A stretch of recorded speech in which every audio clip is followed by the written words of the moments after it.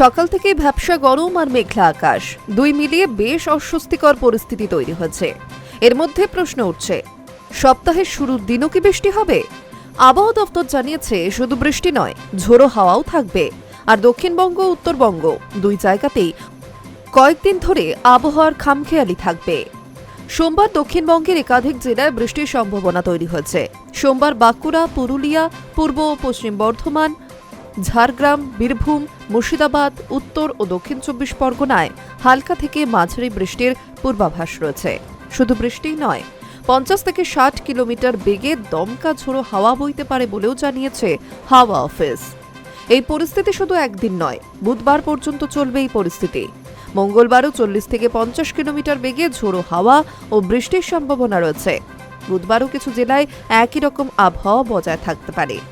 কলকাতাতেও সোমবার সারাদিনই আবহাওয়ার এই খামখেয়ালিপনা রূপ দেখা যেতে পারে।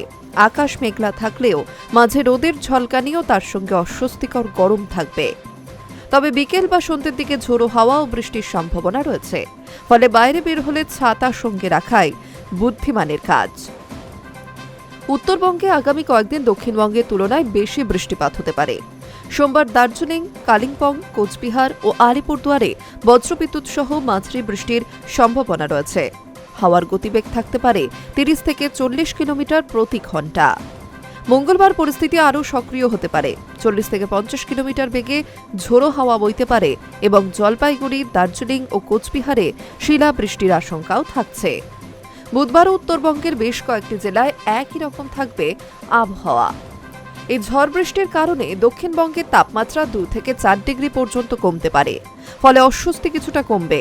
তবে দুদিন পর ফের তাপমাত্রা 3 থেকে 5 ডিগ্রি পর্যন্ত বৃদ্ধি পেতে পারে।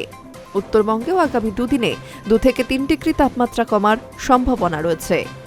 প্রসঙ্গত, গরমের মধ্যে আবহাওয়া স্বস্তি দিলেও আবহাওয়া একেবারেই স্থির নয়। ঝোড়ো হাওয়া, বজ্রবিদ্যুৎ আর মাঝে মধ্যেই বৃষ্টি, এই মিলিত প্রভাবে আগামী কয়েকদিন রাজ্যের আবহাওয়া থাকবে অনিশ্চিত। Hi news network.